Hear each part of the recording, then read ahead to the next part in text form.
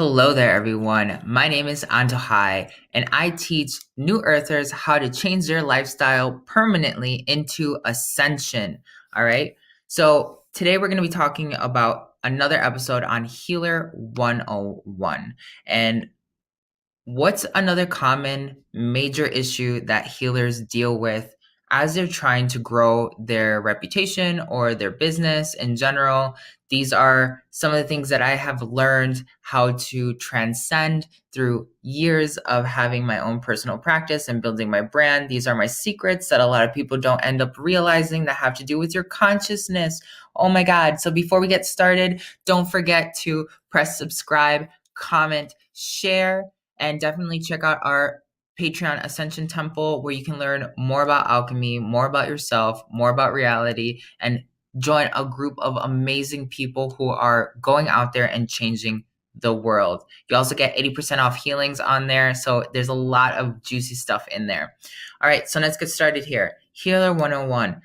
One of the major issues that we have when we are building our practice is, how do we get word of mouth? How do we really expand ourselves? Some people are really popular, other people are really bad at it. Like when I first started off, I started off being known in this type of work. Like people have always known me in it. But one of the things that I've really noticed throughout my lifetime in my career was that I would move places where people didn't really even know anything about energy work, or I would be in areas where people could not, it seemed like people were not interested in energy work.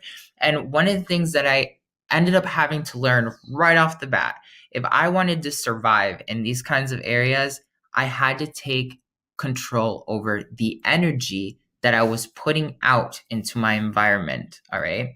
Now, we hear about in the neurocodes, if you're taking the neurocode class in the light code section of this YouTube channel, then you know that we're all collective consciousness. We're all tied to different levels of collective consciousness.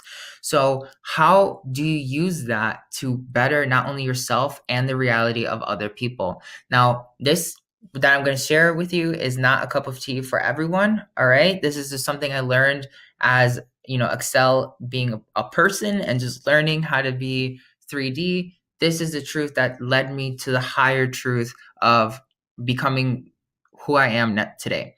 So when Pablo just healed Juana, all right? So like for real, it was all good energy. Like they exchanged such a powerful healing. Juana is feeling amazing. She's like, "Oh my God, I was so skeptical. My brother visited me from California. We live in the middle of nowhere, and he was telling me that I had to try a Reiki healing, and I was so crazy excited when I looked it up on Google and I found you.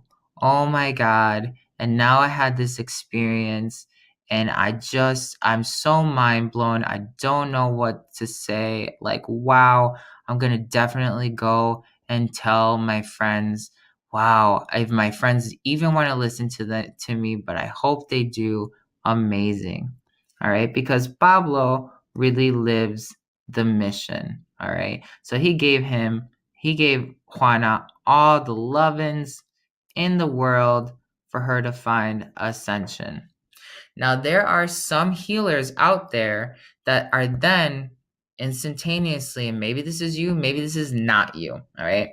You are, oh, well, with the kindness of my heart, I know it's going to reverberate back into me in some way. You're right. You're right that what you put out into the universe does eventually come back and like feed your inner reality, okay?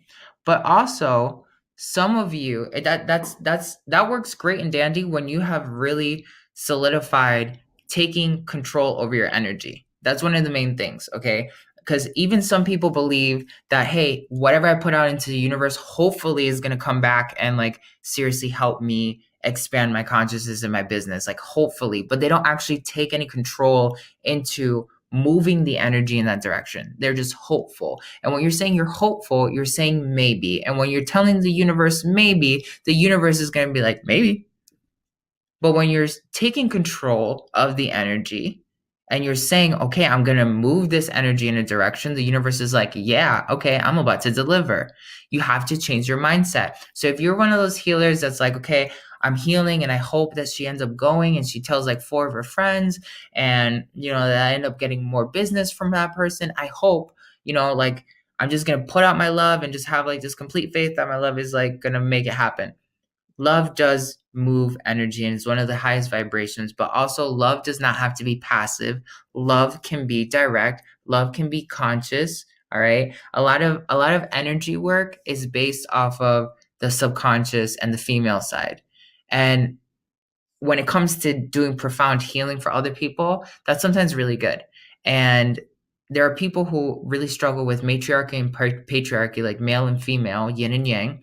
And a lot of us have seen that the male energy, which has been dominating all of reality for a while, is really intense and like it's destructive and it's negative. But that does not mean that male energy is something that should be avoided because men can love very beautifully. The male figure doesn't matter if it's physically a man or spiritually a man, that is still an energy that can produce great amazing things. So you shouldn't like almost like demonize or suppress the action of taking control of your love and saying that you're going to direct that love in some direction. Because when you're saying I hope and like you're surrendering to everything that's going on, that is great and you're going to manifest something because that's your belief, but it's only going to manifest as powerfully as if you're actually saying, all right, I did this. I know that it's going to come back to me. That's the first thing you're going to have to do. And it's not just telling yourself, I know, instead of I hope. It's also feeling I know and then doing like all the quantum leaping stuff that I probably taught you in the first healer module.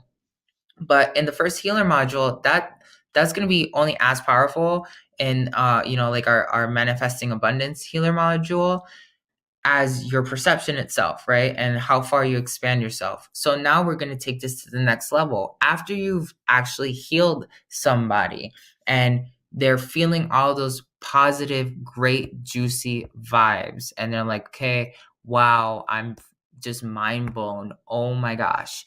What do you do next? Instead of surrendering into I hope and you don't do anything, motivate that person to actually end up doing something for you. In this moment, they're feeling all of that positive energy. In this moment, you can seriously inspire and create. You just created for them a new reality. When you heal someone or you quantum leap with someone or you alchemize someone's reality, you are essentially alchemizing with them. You are the main alchemizing reality's ingredient besides the actual work that went into it that could have made it possible. That's why that person became something that manifested themselves in your reality. Okay. So you are very much so part of all of this good vibes. Like you are part of that. It's not just the energy. Okay. The red hearts are the energy, but definitely the red blue hearts are also the experience. And that means as Juana starts stepping back into her reality, because Juana is, eventually she's got to go back to her world and she's got to go back home and she's got to go live her life. It's just, she's got all that juicy stuff that she's got to go take care of. As Juana is taking all of this energy that she has back into her reality, you very much so are still part of that energy that's existing in her reality. So you at this moment should take advantage of the fact that let me motivate this person. Hey, do you mind leaving me would you be so cool to leave me a review on my Facebook if you really love this healing? I would really appreciate it. Is there anything you think I could have done better in this moment before the person leaves? If they're feeling amazing, then you already got your answer. If they're really quiet, have an interview with them. Ask them like, hey, like how was the healing? Like, was there anything that you felt like was, you know, really intense for you? I like to do a follow up. Like I don't ask people what they think I should fix on my healing, because obviously they don't know the healing. But I'll ask them side questions like, okay, like, how did you feel during the healing? What did you experience? That gives me all feedback as to how I can build and like kind of refine myself in the long run. But also, as I'm talking with that, I'm lasting and creating an impression in their reality through the healing that I already gave them through all of my love. Okay. So essentially, I want all of their reality to perpetually feel my love. All right.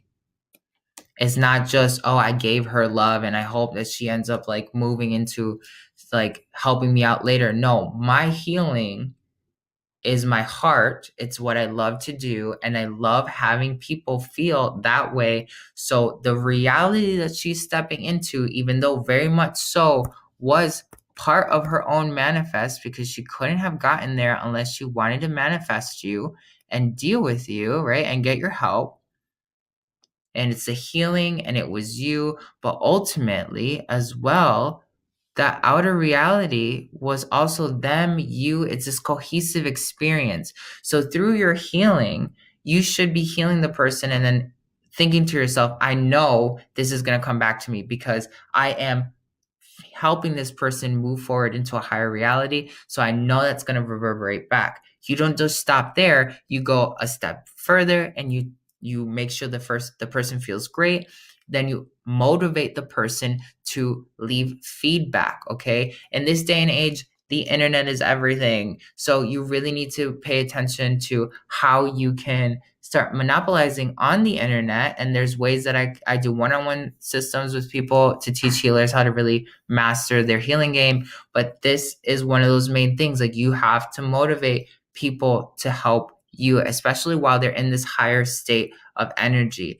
The main thing about all of it too is making sure this main mantra stays in your head. Seize the day. If you do not seize the day, then you're going to notice that your work is not going to echo as far as you want it to echo, because you are not causing the resonance of your vibration to echo as far as possible. Okay. And it's a tricky game. There's a lot of other things that I couldn't really entirely share with you in just one video. This is like a full course of material, but these are some of the main tricks that have really helped me grow my business. Is like, a long time ago, I would just be like, oh, okay, I hope it comes back to me. And I would notice that some people would leave me reviews. Some people wouldn't leave me reviews. Some people would say that, they really loved me and they would see me like a million times. And I'm like, yo, I really need a review. And they wouldn't give me a review because I would only ever remind them ever so often.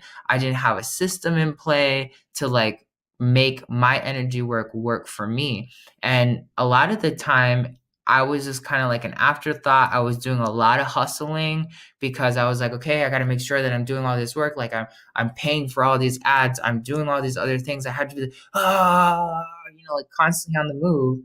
When finally one day I was in the middle of healing someone and it hit me like, I am part of their manifest. Like, this person essentially has been manifesting like me. And it's not necessarily me that they were manifesting. They were manifesting a portion of themselves that could help them get the answers that they need to remind themselves of. All right. So I was only just a conjuring of their dream. And because of that, it works two ways. Like, we're both interacting and colliding dreams. So why can I not dream while I'm helping the dreamer who has essentially summoned me? Once I kind of like realized that in the middle of my healing, I was like, okay, this person is part of my community. I love this person. And this person, when they walk back into their reality, they're going to remember what I delivered to their soul. They're going to want to share that with as many people as possible, even though it forces them to step into ascension in areas of uncomfortableness, because they know now a higher truth. And that is my reality, which if everything in my reality is just an extension of my own dream, this person getting a healing from me right now is essentially just an extension of my dream. And this element of my dream is going to go out and interact with more elements of my dream, which are then just going to reverberate right back to me. And I'm going to see the results that I have been so desperately trying to exist in. All right. I had to shift my mindset. If you're one of those people who has been struggling for a while, is because you cannot correct your vibrational imbalance by just waiting it out. Like, you have to be proactive. Einstein also says you cannot solve the same level, you cannot solve an issue from the same level that created it. All right. That's essentially what happens. Some people feel frustrated. The highest psychics that I've met that have come to me have also felt psychically like frustrated because they've been doing all these things. They know the universe has all this potential, but something's just out of their reach, and they don't really know how to touch that, how to experience that. And that can really feel like, who are you? Why am I here? Like, I thought I was supposed to be a healer. I thought I was supposed to make this happen. Did I come into this reality so that my life as a healer would be challenging and difficult? Is this my karma? Is this what I signed up for? Is this like a test? Is this, your mind will go in all these places because you're not looking at the truest fact, is that you're not seizing the day with your energy. You're not just actually being conscious of what you're putting out there, and you're not incorporating every element of existence when it comes to healing. Because what is healing? Healing is consciousness. What is consciousness? Okay. Like, come on, you guys, really think about it. When you're healing somebody with energy work, and I'm going to do it in a different color. When you heal someone else with energy work, what are you doing essentially? You're healing one consciousness with another through consciousness itself.